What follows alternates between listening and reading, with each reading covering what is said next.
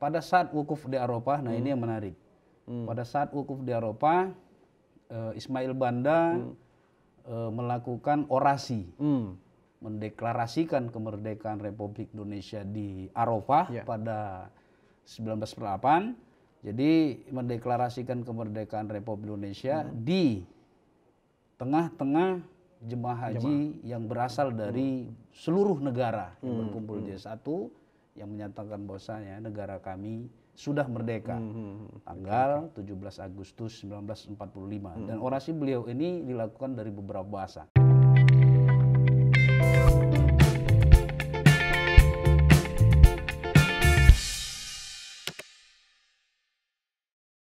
Oke, Assalamualaikum warahmatullahi wabarakatuh. Jumpa lagi saya dengan Budi Hartawan di acara Ngobras, ngobrol santai bareng sambil silaturahim. Pada pagi kali ini, di tengah cuaca yang sangat sejuk, kita kedatangan seorang tamu, masih muda, namun mempunyai prestasi yang sungguh luar biasa. Beliau adalah Bang Afan Rangkuti. Ini mohon maaf saya manggilnya Bang karena beliau juga masih muda dan milenial lah Bang ya. Assalamualaikum Bang. Waalaikumsalam warahmatullahi wabarakatuh. Alhamdulillah sehat ya? Sehat, alhamdulillah. Alhamdulillah. Oke, beliau dari Al-Wasliyah, Ketua Bidang Ristek, Riset Dan digitalisasi. Wah, ini riset dan digitalisasi berarti juga berbicara tentang media sosial, berbicara juga tentang teknologi, informasi dan yang lain-lain ya. Oke, sungguh luar biasa. Kita juga dengan Bang Afan akan ngobrol-ngobrol santai sih sebenarnya. Jadi yang penting kita berbicara tentang bagaimana sebenarnya membangun kesadaran masyarakat dan terutama kaum milenial ini untuk bersama-sama menciptakan perdamaian. Bang, Al-Wasliyah, tentu ini sebuah organisasi yang lahir sebelum kemerdekaan, tetapi bukan lokalitas. Namun demikian perlu ya untuk disampaikan lebih lagi agar dari Sabang sampai Merauke itu semua orang tuh tahu Al-Wasliyah itu seperti apa, terus kemudian visi dan misinya dan apa sih yang melatar belakangi pada waktu itu sehingga kemudian Al-Wasliyah itu lahir. Silakan Bang. Baik, terima kasih. Assalamualaikum warahmatullahi wabarakatuh. Waalaikumsalam. Salam sejahtera, damai Indonesia kita.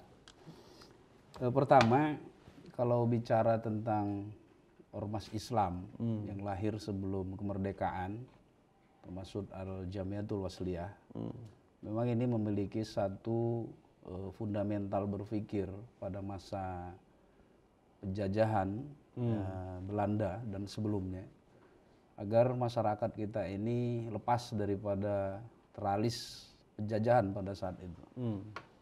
Akan tetapi di samping untuk terbebas dari masa kolonial, tentu juga pembenahan secara pemikiran, pembenahan secara akidah, pembenahan kepada sosiokultural antar hubungan pada saat itu, di mana ada beberapa kelompok yang belum terdeklar dalam sebuah NKRI.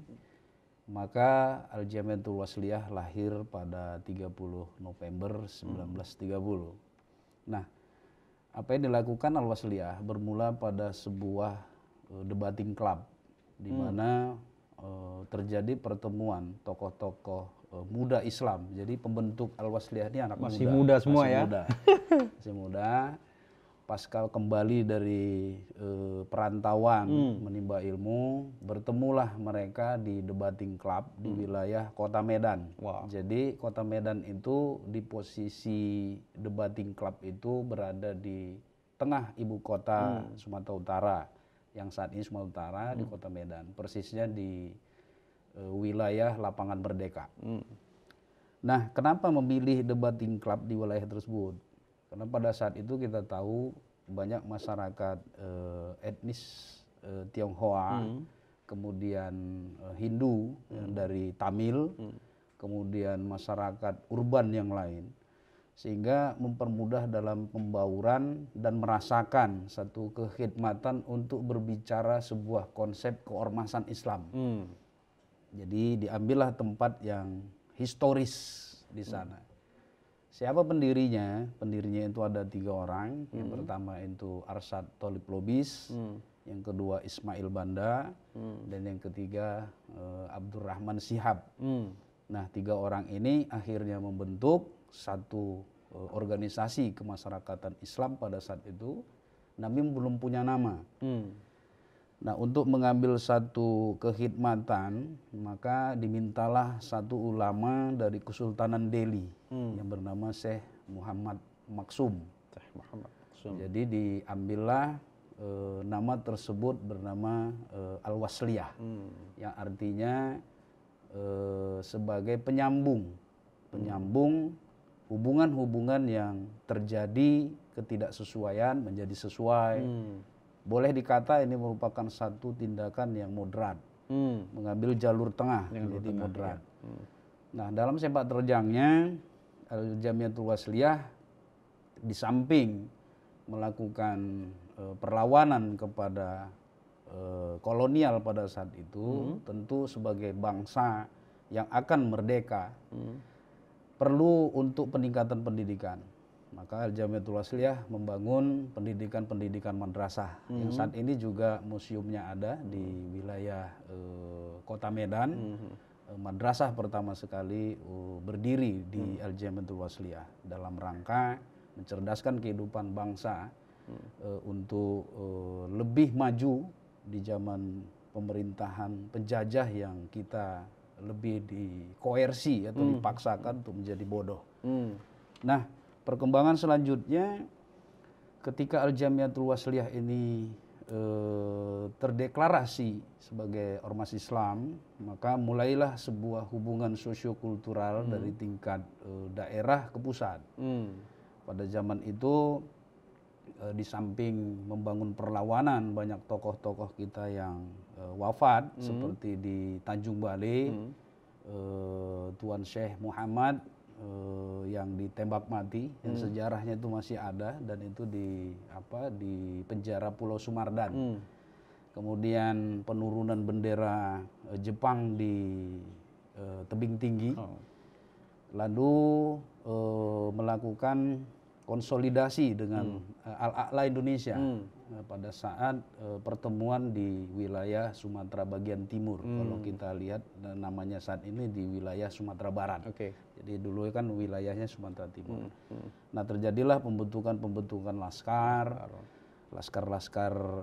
Hizbullah, Mujahidin yang dipimpin oleh Al-Jamiatul Wasliyah tersebut untuk ikut membantu perjuangan kemerdekaan Republik Indonesia.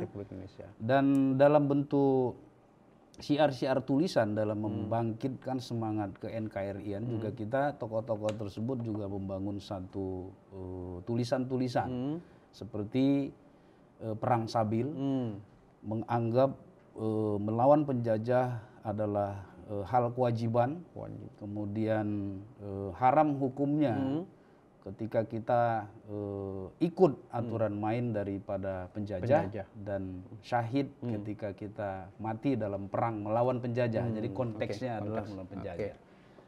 Nah, pergeseran tersebut pada perjuangan Republik, kemudian kita menjadi negara Kesatuan Republik Indonesia 17 Agustus 1945. Tentu tokoh kita ini juga tidak hanya melakukan pergulatan politik sosial, tidak hanya di tanah air.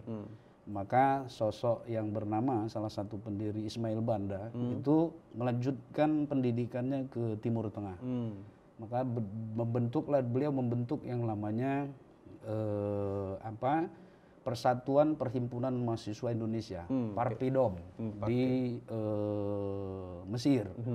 Nah, pasca beliau melakukan pembentukan tersebut, kemudian kembali ke tanah air, pasca kemerdekaan Republik Indonesia tahun 1948, beliau diutus oleh Pak Karno bersama dengan Kiai Haji Muhammad Adnan dari Nahdlatul Ulama untuk memimpin misi haji pertama 1948. Pemberangkatan haji pertama di bawah bendera misi haji.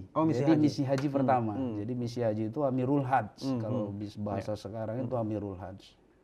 Nah, berangkat dari Indonesia menuju Malaysia, kemudian ke India, dari India kemudian ke Mesir, jalan darat menuju Hijaz, Arab Saudi. Nah, itu pembiayaan tersebut adalah pembiayaan pribadi. Jadi walaupun ini merupakan perintah daripada Bung Karno, tetapi karena pada masa itu adalah satu sikap patriot dengan mengorbankan harta, nyawa dan materi dan sebagainya. Jadi untuk ongkos tersebut kita tanggung sendiri. Oke. Inilah satu pemikiran yang baik dan pada saat wukuf di Arafah, nah ini yang menarik. Pada saat wukuf di Arafah, Ismail Banda melakukan orasi. Sambil wukuf dia melakukan orasi, mendeklarasikan kemerdekaan Republik Indonesia di Arafah pada 1948, pada puncak musim haji 1948. Oke. Jadi mendeklarasikan kemerdekaan Republik Indonesia di tengah-tengah jemaah haji yang berasal dari seluruh negara yang berkumpul di satu, yang menyatakan bahwasanya negara kami sudah merdeka tanggal 17 Agustus 1945. Dan orasi beliau ini dilakukan dari beberapa bahasa, Inggris, Arab, dan Urdu, bahasa India. Itulah kira-kira perkembangannya sampai dengan saat ini. Oke, Bang Afan, tadi Bang Afan mengatakan bahwa Al-Wasliyah itu memang berjuang untuk membebaskan rakyat Indonesia dari keterbelengguan, dari keterjajahan, baik fisik maupun pemikiran. Betul. Oke, sekarang kita memasuki era yang sudah sangat terbuka, di mana media sosial, terus kemudian internet, bahkan dalam sebuah penelitian yang dilakukan oleh ABGI, 171,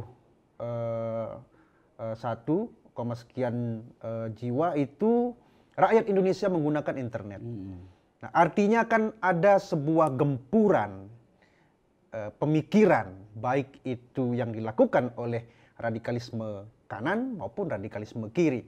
Artinya ada pemikiran-pemikiran transnasional yang masuk juga untuk mencoba melakukan gangguan-gangguan di dalam negara kesatuan Republik Indonesia ini.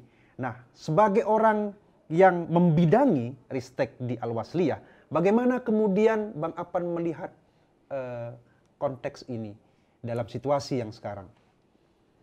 Kalau saya melihat cara berpikirnya tentu kita harus runtun.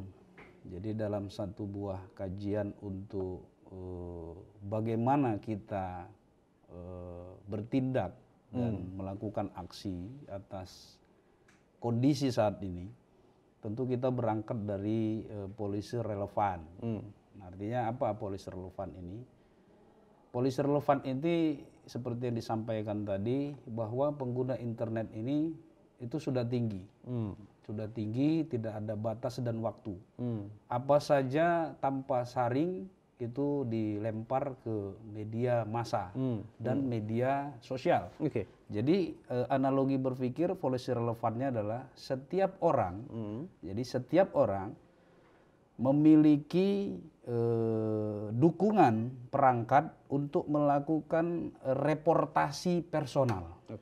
Jadi katakan hari ini saya bisa mengetik apapun, saya masukkan ke media sosial, saya menjadi reporter.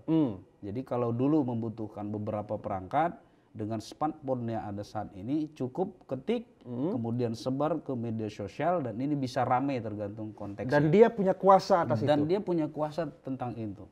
Walaupun undang-undang tentang ITA itu mengatur tidak memperbolehkan sesuatu yang di luar daripada undang-undang. Nah, itu pada konteks polisi relevan. Kemudian kita bangun dengan retrospektif polisinya. Apa yang harus kita buat dan lakukan? Bagaimana dengan eksistensi kebijakan yang ada? Bagaimana membangun sesuatu atas kebijakan tersebut dalam rangka implementasi. Nah, saya melihat, nah ini yang menarik. Saya melihat kenapa kecenderungan media sosial menjadi satu media yang cukup taktis dan strategis di dalam membangun isu, saya kira ini analoginya begini. Kalau kita sebelum hadirnya media sosial, teknologi belum hadir, tentu kita terbiasa dengan sebuah literasi, komunikasi, informasi, dan edukasi yang dilakukan pada basis Islam ya. Dilakukan di wilayah-wilayah pertemuan majelis taklim, kemudian masjid. Nah, kalau zaman di era 19 sampai dengan 1999, sebelum 2000 masa milenium, itu paling tidak ada 1/4 kuarto itu berisi himbauan yang menyejukkan, dan itu diedarkan di seluruh masjid. Sampai dalam bentuk buletin. Dalam bentuk buletin, selebaran apapun itu. Kalau bahasa dan sekarang, itu moderat. Dan itu moderat. Above the line. Nah, hal-hal ini kita tinggalkan selama ini. Kita tinggalkan seolah-olah kita mendapatkan satu lapak baru yang tidak perlu lagi mengurusi lapak yang primordial seperti ini.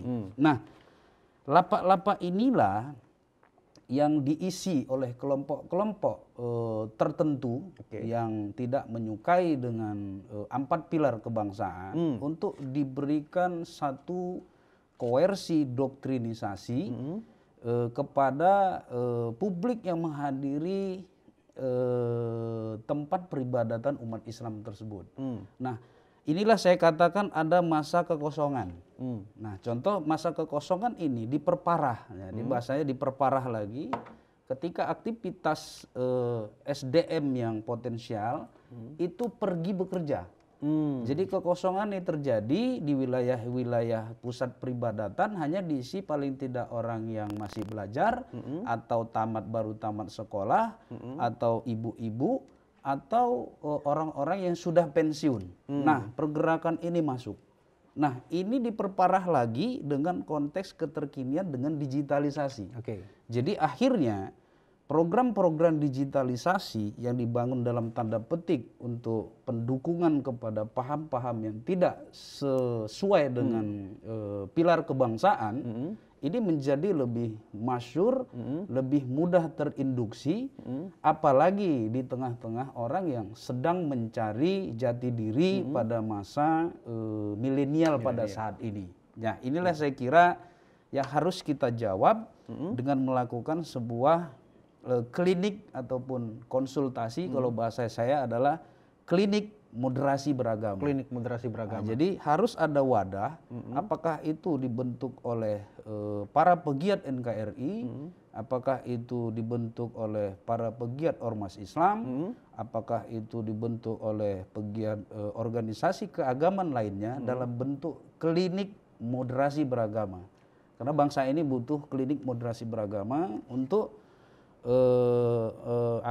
menengahi persoalan-persoalan dan melawan konten-konten yang tidak sesuai, yang memang harus disadarkan dengan metode klinik moderasi beragama. Klinik moderasi beragama itu sepertinya saya membayangkan bahwa orang-orang atau masyarakat yang dalam tanda kutip sudah terpapar paham transnasional maupun paham radikalisme itu akan dimasukkan di situ. Betul. Terus kemudian akan dilakukan moderasi beragama. Betul. Pada prakteknya tentu tidak akan semudah itu. Betul. Nah, kemudian kita kaitkan dengan besok tanggal 1 akan kita rayakan Hari Kesaktian Pancasila. Bagaimana kemudian mengkontekskan ini agar kemudian klinik ini bisa berhasil dan kita bisa mendapatkan sebuah generasi yang kalau kata Bung Karno dulu, beliau mintanya cuma 10 loh. Ya, berikan kepada aku 10 pemuda maka akan kuguncangkan dunia. Sekarang kita punya surplus. Bahkan pada tahun 2020 kita akan punya surplus generasi milenial. Bagaimana kemudian di usia yang sudah 70 tahun sekian Indonesia ini, di Hari Kesaktian Pancasila, bagaimana kemudian kita mengkontekskan ini agar kita bisa memanfaatkan surplus itu tadi? Baik. Jadi kita mendefinisikan apa itu klinik. Jadi saya analogikan sederhana. Ada klinik Hello Dokter atau bentuknya klinik kesehatan. Bagi kita, ini analogi yang akan saya coba sambungkan dengan klinik moderasi beragama. seseorang yang perlu untuk mendapatkan satu buah informasi, kita bertanya kepada hello dokter. Katakan atas penyakit-penyakit yang dianggap hina oleh masyarakat. Katakan penyakit kelamin atau penyakit bawaan lahir yang dianggap cacat oleh masyarakat. Dia tidak bertanya kepada dokter langsung, tetapi dia bertanya kepada hello dokter. Nah, apa korelasinya dengan klinik moderasi beragama? Kita tahu bahwa anak-anak muda saat ini adalah bukan ruang hampa. Apabila dia tidak diberikan satu pembebanan pemikiran yang benar, maka dia akan melakukan satu pencarian informasi dengan basis teknologi. Nah, inilah yang termanfaatkan algoritma yang bisa menjawab atas keterbutuhan mereka, dan bagi mereka itu merasa menarik dalam sebuah perspektif sinematologika atau dalam perspektif pandangan yang anak-anak muda ini pingin sesuatu yang lain. Dia akan cari di algoritma jejak telusur sebuah digital teknologi, dan dia tidak memiliki komparatif untuk bertanya apakah yang dia baca ini benar atau tidak benar. Nah, saya kasih contoh seperti ini, yang paling real. Ketika Tan Malaka menghadiri satu konferensi pertama Federasi Komunis di Rusia, 19 kalau tidak salah saya 1914 atau 1912 ya, di Rusia. Dia katakan begini, pada saat saya tidak beribadah, saya seorang muslim. Tapi saat saya beradaptasi ataupun berinteraksi di luar dalam kehidupan sehari-hari, saya ini seorang sosialis. Nah, contoh bahasa ini kita masukkan dalam satu buah konten, ini akan menjadi kontraproduktif dan akan terjadi pergolakan pemikiran di kalangan remaja. Pada konteks saat ini, pemikiran itu bisa akan ditafsirkan kepada sesuatu yang melenceng. Maka itu butuh satu klinik moderasi beragama untuk menerjemahkan pokok pikiran dan penerapan yang akan dilakukan oleh kelompok-kelompok milenial tersebut agar tidak terjebak. Nah, kaitan dengan peristiwa 1 Oktober 1965, saya kira ini juga sama halnya ketika kita tidak membangun klinik moderasi beragama, maka para pemuda kita ini akan unhistoris, dia akan tidak tahu ada apa 1 Oktober 65, ada apa 30 September 1965, dia sama sekali tidak tahu. Bahkan dia akan terperangkap dengan satu pemikiran bahwa peristiwa-peristiwa tersebut adalah diprapakarsai oleh oknum A, oknum B, dan multi tafsir yang akan terjadi. Nah, inilah yang dibutuhkan klinik moderasi beragama untuk menjawab kegelisahan para anak muda tersebut dalam menemukan ada apa di 1 Oktober 1965. Dan ini beruntun kepada satu buah peristiwa 22 Maret kalau tidak salah saya 1945, kemudian masuk ke 1 Juli 1945, kemudian terundangkan atau terundang-undang dasar 1945 yang masuk dalam Primbel itu disahkan pada 18 Agustus 1945. Nah, pemuda kita tidak akan sampai ketika klinik moderasi beragama itu tidak dihadirkan. Dia akan terjadi misling historis dari 22 April atau Maret 1945, bagaimana Yamin menyampaikan tentang Pancasila yang itu akhirnya dijawab dan dimentahkan dalam satu redaksi resmi daripada Arsip Indonesia, bahwa 1 Juli 1945 adalah pemikiran bahwa Pancasila adalah pemikiran Bung Karno.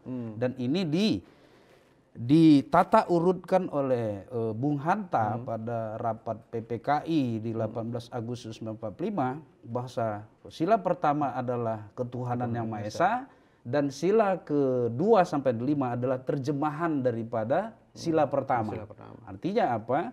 Artinya ini berangkat kepada pentingnya sebuah sila pertama dan inilah yang harus dipertahankan karena sila 2 sampai dengan sila ke-5 merupakan napas daripada sila pertama sehingga pemikiran-pemikiran tersebut tidak akan membentuk di zaman sekarang bahwa peristiwa 1 Oktober kemudian 30 September itu tidak akan terjadi, tetapi itu terjadi. Untuk itu maka pemuda ini akan memiliki sifat bahwa paham di luar dari Pancasila itu tidak ataupun tertutup bagi bangsa ini. Kami tidak menerima paham di luar dari Pancasila. Karena paham Pancasila adalah paham yang sudah dipikirkan, dikaji, dimatangkan atas dari beberapa kolaborasi bahwa nafas-nafas agama membawa sebuah nafas budaya dan peringkat daripada agama itu adalah nomor 1 dan diejawantahkan di dalam sila pertama. Nah, ini yang harus kita sampaikan ke masyarakat milenial bahwa berangkatlah daripada sila pertama Pancasila dan sila kedua sampai dengan sila ke-5 merupakan nafas daripada sila pertama tersebut. Kalau kita tidak sampaikan ini, bisa jadi mereka akan keluar daripada nafas agama tersebut. Jadi kita berikan satu fondasi dasar sila pertama itu adalah nafas. Nafas dari agama untuk kedua, 3, 4, 5 dan pemuda kita untuk milenial segala tingkah laku, perbuatan, adab, jati diri itu harus mencerminkan orang-orang yang bertakwa yang tidak keluar daripada sila pertama ketuhanan yang Maha Esa dan paham-paham yang keluar daripada Pancasila dengan lantang pemuda Indonesia milenial, maaf kami tidak menerima paham apapun yang berseberangan dengan Pancasila. Artinya dengan demikian Bang Apan ini mengatakan bahwa paham radikalisme ataupun tindakan terorisme bukan saja itu bertentangan dengan agama, tetapi juga bertentangan dengan Pancasila. Oleh karena itu, bagaimana kemudian Al-Wasliyah ya sebagai sebuah organisasi yang lahir sebelum era kemerdekaan yang membangun spirit bahwa harus terlepas dari keterjajahan baik fisik maupun pemikiran itu kemudian memberikan benteng terhadap para generasi muda agar kemudian tidak terpapar paham-paham yang di luar ideologi Pancasila dan tentu yang mempunyai ruh keagamaan tersebut. Al-Wasliyah tidak muluk-muluk di dalam memberikan satu pemahaman, mengalih pengetahuan pemahaman bahwa NKRI harga mati, bahwa paham-paham yang bertentangan dengan Pancasila itu harus ditolak dan maaf lembaga pendidikan kami tidak akan menerima paham di luar dari Pancasila. Core-nya sederhana. Di setiap mata ajar yang ada di lembaga pendidikan Al-Jamiatul Wasliyah ada namanya kurikulum ke-Al-Wasliyahan. Saya kira untuk ormas lain juga punya ada mata ajar yang sama dan ini sudah mencerminkan ketika berbicara ke Al-Wasliyahan berarti kita harus review ke belakang Al-Wasliyah berjuang untuk apa, bagaimana, landasan berpikirnya apa, dan eksistensi perjuangan itu apa yang dihasilkan, dan itu tidak keluar daripada kesepakatan dari founding father yang masuk di preambel pembukaan Undang-Undang 45. Jadi kami menjawab dengan kur mata ajar ke Al-Wasliyahan. Baik, terima kasih Bang Apan. Sama-sama. Dengan kata lain, Bang Apan ingin mengatakan bahwa Indonesia ini dibangun berdasarkan kesepakatan yang agung. Mitsakun Galiza kalau dalam bahasanya. Maka oleh karena itu, mari bersama-sama kita sebagai generasi milenial memperkuat persatuan. Janganlah kemudian perbedaan itu dijadikan sebuah perpecahan, tetapi menjadi sebuah kekuatan untuk membangun Indonesia yang damai, tentram, aman, remah loh jinawi, sehingga kemudian kita bisa dengan damai dan bisa hidup dengan tentram. Demikian ngobras bersama Bang Apan. Terima kasih Bang Apan Rangkuti atas waktunya. Sekian dari saya, Budi Hartawan. Assalamualaikum warahmatullahi wabarakatuh. Waalaikumsalam warahmatullahi wabarakatuh.